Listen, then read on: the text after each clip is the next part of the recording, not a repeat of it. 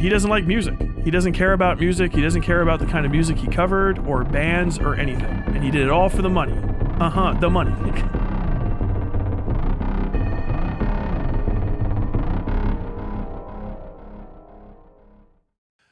This is actually good. This is a good semi-pivot. I wanted to talk about this real quick. I don't think I have it up necessarily. This is really interesting. Speaking of grifters. Man down. Hi, everyone. Anthony Fantano. Anthony Fantano is a guy on the internet. This is the video I'm talking about. I'm not going to watch this whole video. I just want to talk about the resolution of it. But you should check this out. He lied about everything. We don't need to watch the whole video. But it's about a guy named, I think it's Finn McKenty. Yeah, Finn McKenty. So I've never heard of this guy. His name is Punk Rock MBA or something like that. And he was a music reviewer, and he just quit and said on his way out that he doesn't like music. He doesn't care about music. He doesn't care about the kind of music he covered or bands or anything. And he did it all for the money. The money. So you could take that like button and shove it up your ass. And he's quitting. So this Finn McKenty guy, right? Not a real segment, but I just wanted to talk about this as part of the previous things because I don't think it's all that bad. Punk NBA? Yeah. This guy had a long Fantano-sized-ish, I guess, or approximate career as a music commenter on YouTube and didn't care about music ever. And, of course, he's getting a lot of flack for that now. I think that's pretty common. That's what an actual grifter is, by the way. He's a literal grifter, but only for one reason, and that is if he convinced people he cared and they took that as a major reason why to listen to him, only then is he a grifter. That whole situation is a very interesting mix of facts. First off, in journalism, it's extremely common for you to have a beat, even if it's a review beat or an information beat that you don't give a fuck about.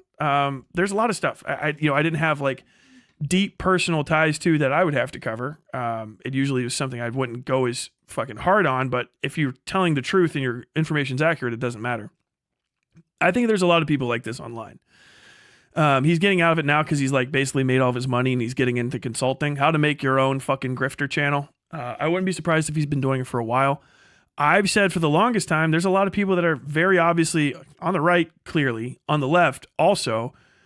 They're just grifters. They're convincing you that they care about something in order to get some fucking money out of you. Now, if you don't convince people that you care about it and you just report on it, that's fine, I think. I think that that's A-okay. And as a matter of fact, I think it's fucking probably based of you if you're fucking accurate, because that's just journalism.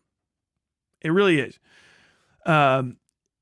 There's tons of people that have jobs they hate that are really good at them. I don't know how to say this in a nicer way. And I don't think that you have to like your job to be good at it or be passionate about it. Because, if you love what you do, you'll never work a day in your life. So if you hate what you do, you have a 9 to 5. And I respect that. I think that there is a market online for people to cover news and be entertaining about things that they don't care about. And that's fine to me. I really think it's fine. If you want to talk about leftist fucking news and you just want to report shit and not pretend that you care a bunch, that's okay. I think people should get into the habit of saying, I don't care and I'm going to talk about it anyway because I fucking want to. Like, if you're not lying, I don't care. That's the thing. I don't give a shit. If someone wants to start doing a beat where they talk about video games, they hate video games, they don't respect people that play them, but it's all good information, solid original reporting based. Fucking cool. I was convinced enough that he actually introduced me to quite a few bands that I genuinely love now. Good for the bands, I guess. Yeah, I think if he just didn't tell everyone that he fucking hates them, because that's the crazy part of this interview, is he says, like, I don't give a fuck about you people. I don't care about bands. I don't like the bands. I don't like people that play the music. I don't respect it. But if he hadn't done all of that and he had just kept those inside thoughts inside, I think he would have been fine. I would actually stand behind it. If I found out at the end of his life, like, I didn't care about any of it, I just did it because it was a job, that's perfectly fine for me. If you're just upfront about it, I would say that's fine for me. Do you think fucking Anderson Cooper gives a fuck about all the shit that Anderson Cooper talks about? No. He doesn't. He's a journalist. Journalists do not have to have a personal stake involved in what they're doing. I think that the idea of old YouTube where everything is a passion project is over, and it's stupid, and people still think about it that way, and you shouldn't. Am I passionate about most of the stuff I talk about? Yes. You know how you know? I'm not making that much money on it. And I'm not picking a beat to cover and covering it. If I wanted to make a shitload of cash, even standing behind my principles, I would just start doing fucking raw media reporting. It would take me less time in my day. I could get out way more content way quicker and probably make a big buck, but I don't want to do that because it's like actual work to me. I don't want to do fucking fact-based reporting. But like, if there was someone who just didn't say, like, they're like, no, I just do this. I report on it. I just talk about what I'm talking about all the time. I think that's fine. Most people, if you really think about it, if this guy was an asshole, it's what you've wanted from all sorts of people before. Unbiased reporting, it's truly unbiased.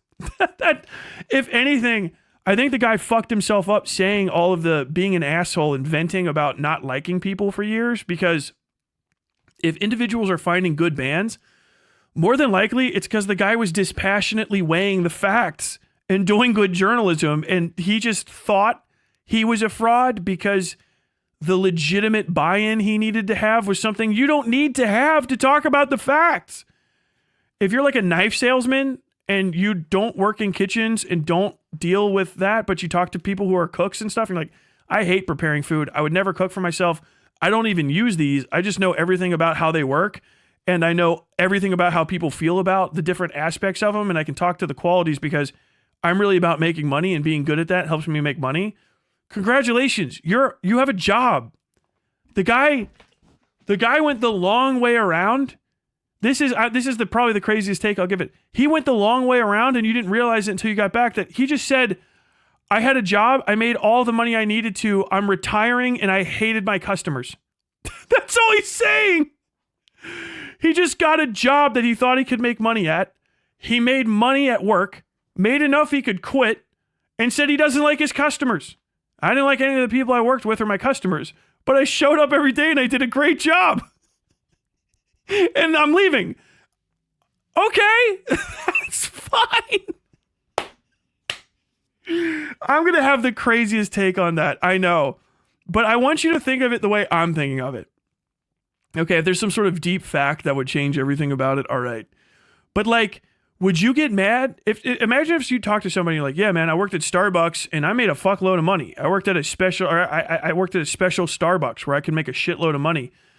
I smiled at people every day. I don't even like coffee. I fucking hate coffee. And I can't even drink milk because I'm lactose intolerant. But I made fucking lattes every day. And I retired. I fucking hated my customers. I hate the coffee industry.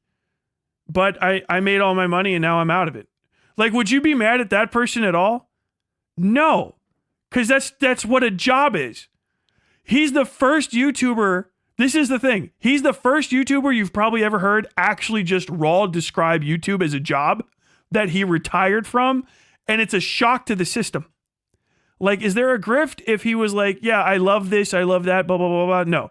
If he was using the I like love descriptions in order to get you into the ballpark of like recommendations, because it's recommendation language, I think that's actually still on the ballpark of fine. You know what I mean? Because that's like a waiter upselling you. Do you think the waiter really loves the fucking chocolate lava cake? I get that every time. Hey, waiters and waitresses, please pop into chat. Hey, how many times have you been honest, waiters and waitresses, with, yeah, number 14 on the menu? I love that one. I get it every time. You know what my favorite dessert is? Number 2 on the menu. I get it every time. As a matter of fact, I can't leave here without getting one at the end of the day. Some of them do.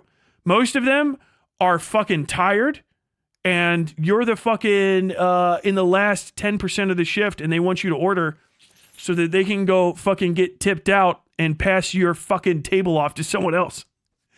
Would you get mad at them? Is that a grift? I don't think so. I don't really think so. I think this is fine. I think telling metal band fans and people that like punk music, yeah, after weighing everyone else's opinion on it, like my professional opinion as a guy that talks about this, here's all of the facts of the case. Here's a weighted average of the opinions of this shit. I think that this is a good band. And then all the people were like, wow, I've listened to a bunch of bands you recommended and they were good. Yeah, because the guy was good at his job. He just sounded like a dick on. He quit YouTube that you care about the way that fucking what's his name? The fucking Nostalgia Critic did when he left. You know, fuck you, I'm out, and fuck you too, and rolled. If he would have done that from a fucking 7-Eleven, you would have been like, what a king. He just did it from YouTube so everyone feels fucking salty about it.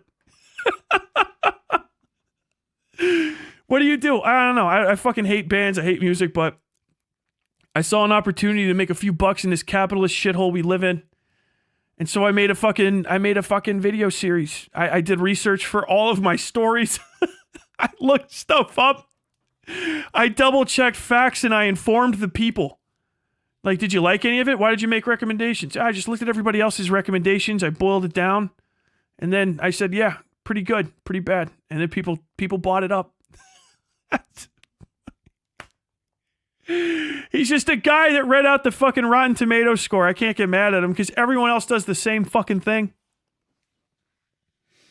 Isn't Nostalgia Critic still making videos? He's never retiring. I guarantee 75% of movie reviewers don't actually care about movies. I would say that today is pretty fucking probably more likely. On YouTube, yes. I would say a pretty high amount. I would say like before that, it wouldn't be anywhere near as high. Unironically, I'm the same in a way. I hate video editing, recording, and sifting through footage, but I love writing out scripts. It's the one part I actually enjoy. Yeah, his is I like making the money. He hated everything else and he likes the money. I can't knock a guy for fucking making a buck. Especially if he didn't break any like deep ethical codes on the way out. You know what I mean? Like, I can't get mad. I don't want to learn anything more about him. I don't want to get upset. Don't make me pissed off at this guy. I was listening to fucking Anthony Fantano, and even he's like, I couldn't say anything bad about him. I knew him personally. I just gotta say he came off like a fucking dick in this interview. I don't know why he had to do that. And I agree with that take 100%. You know why he probably came off genuine? Because he was. If he lied, if he made up stuff, if he like heavily plagiarized, okay, sure. But if he was just giving recommendations based on like, people seem to like this. Yeah, I liked it. Why not? I didn't like it. I think that's fine.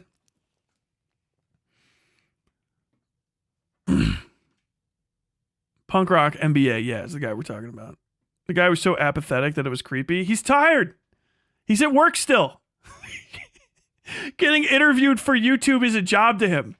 It's like if you don't get this, if you haven't worked in media, this is going to be the hang up for you. If you have never worked in media, this is the hang up.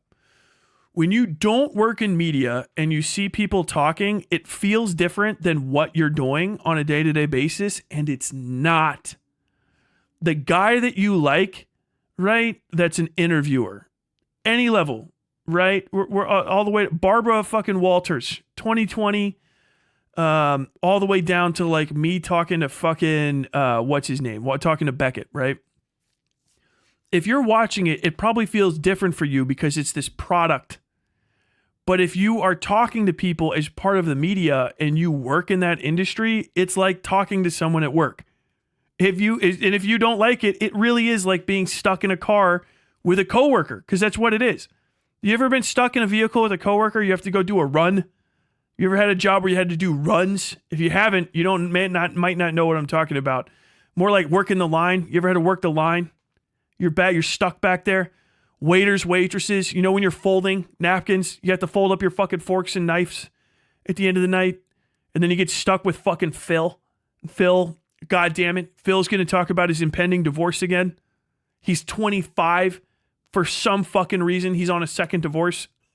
You have to fucking listen to this guy. It's the same thing. If you're not there for it, it's just going to sound like that. Imagine, put yourself empathetically, try to get what you're actually looking at. Imagine instead of it's like a product for you as a viewer to enjoy. It's a guy who's just said, I'm retired, talking to a guy about why he retired. Stuck in a car with him until the end of the road, until the end of the trip. Hey man, are you really retiring? Yeah, man, I'm getting out of here. Yeah, dude. Well, after all that time, yeah, it's been a while. I'm gone. Why are you retiring? Well, I made a bunch of fucking money and I don't want to do this job anymore. You don't like this job? No, I fucking hate this job. That's why I'm retiring. You're asking me? I fucking hate this job. What do you hate about it? I hate the people I work with. I won't say you, but yeah, I hate the people. I fucking hate musicians. First off, by the way, let me add on top of this. That's the most justifiable statement that guy made.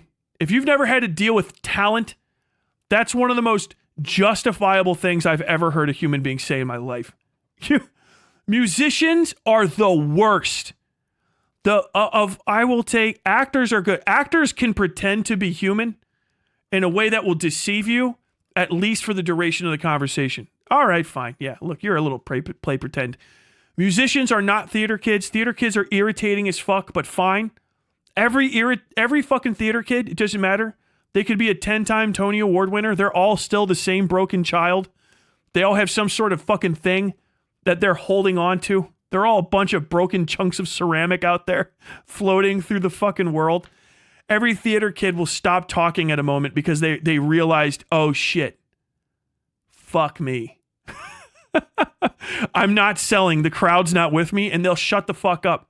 You watch interviews with the highest level Broadway actors, people that have done Shakespeare at the fucking Globe Theater. If you see the moment where the interview goes against it, or the crowd that isn't with them anymore, they're like, yes. They'll just withdraw. Musicians never do. To be a musician, you have to, apropos of nothing, feel that people have to be forced to hear you. Some musicians are okay. Almost every musician is deeply a cunt. Deeply a fucking cunt beneath the skin. All the way to a 10. Like, you have no fucking idea. Some of them are okay. Drummers, you're all right. Bassists are okay. Guitarists, singers, rappers, vocalists, fucking singer-songwriters, fucking DJs. God damn it, fucking DJs. Most irritating human beings of all time. Persnickety, fucking irritating cunts, dude. I swear to God. Self-righteous, always late. Always fucking late. Late to arrive, somehow also late to leave. They never fucking go away. Every fucking musician wants something for free. All of them. Fucking nobodies.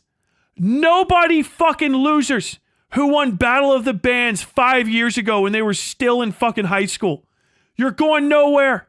You're gonna die working at the Jiffy Lube, Greg. Still want something for free. Can I get a free drink? Can I get free food? Hey, you gonna use all those trash bags?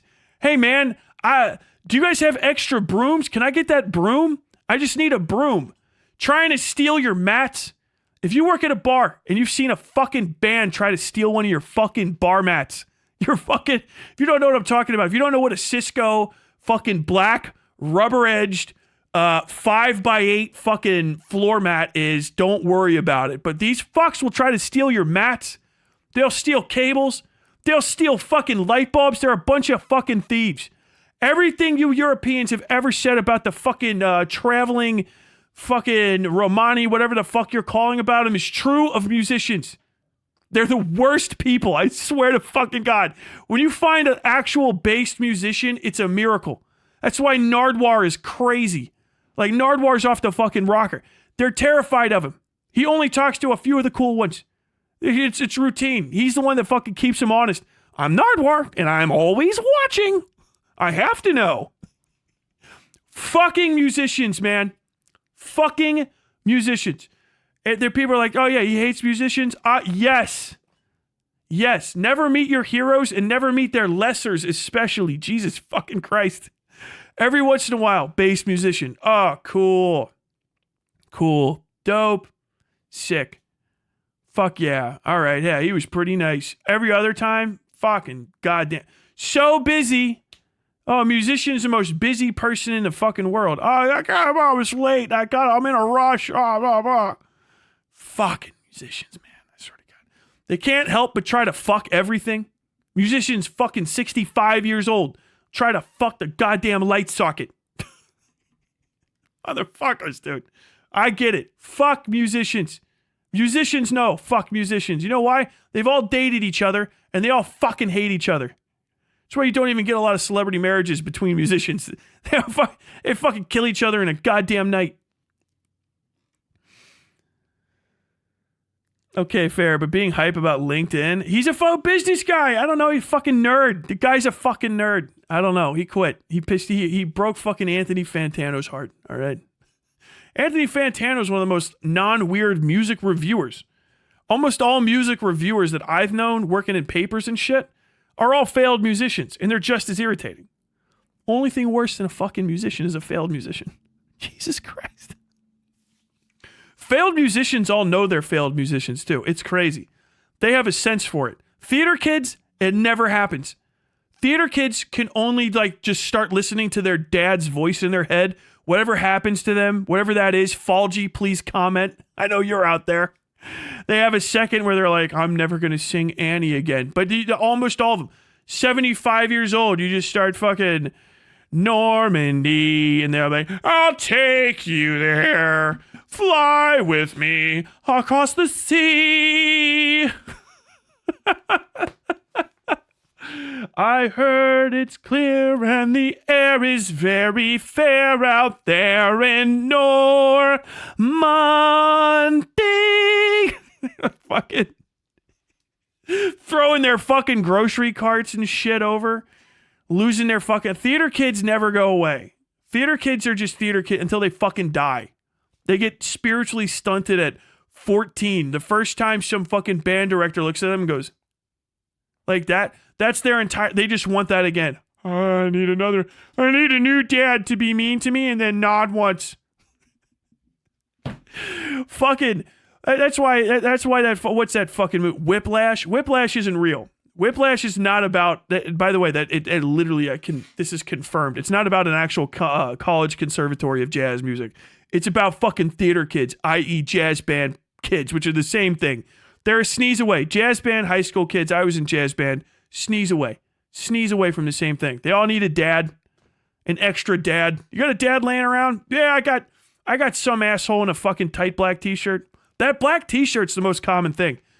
Shout out fucking Mr. Bedonsky. He was a nice guy, but that's a drama club dude from fucking when I went to school. Fucking Bedonsky. He wore a fucking dark black t-shirt. Why? Because they're backstage. They're backstage guys. Jeans, comfortable shoes, dark black t-shirt. All the time. Oh. Falgi got pipes. He showed off his opera voice. I don't want to fucking scream into the mic. Hearing your rendition over the swell of the Wizard 101 soundtrack is an emotion. Every other stream, Falgi catches a stray. I'm going to create Falgi's career just so that he can fucking make fun of me when he gets bigger.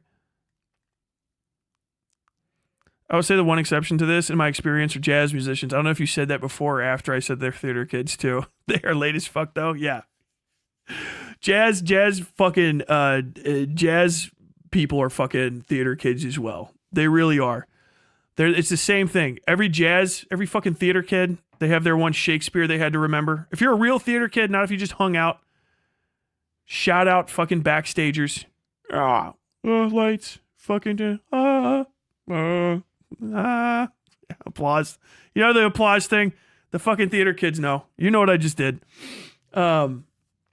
Jazz band people have to do the same stuff. The theater kids are the member of some chunk of Shakespeare. The one plays, the 7 or 8 plays that everybody ends up fucking doing. So this or fucking Joseph in his multicolored dream coat, Technicolor fucking robe, whatever the fuck that is. I was just doing the one, The Princess and the Pea, right? That's what that Normandy song's from, with an F and an R and an E and an E and an F and R D fret.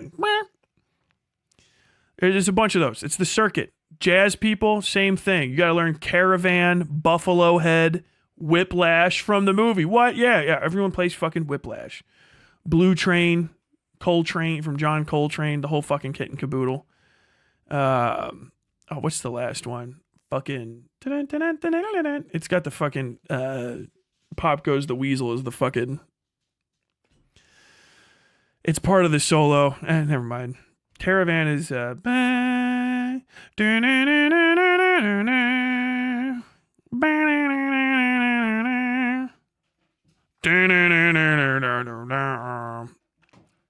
man, if I start getting into those, dude, oh Jesus Christ. I just the charts, those are called charts. Just flashed in front of my fucking eyes.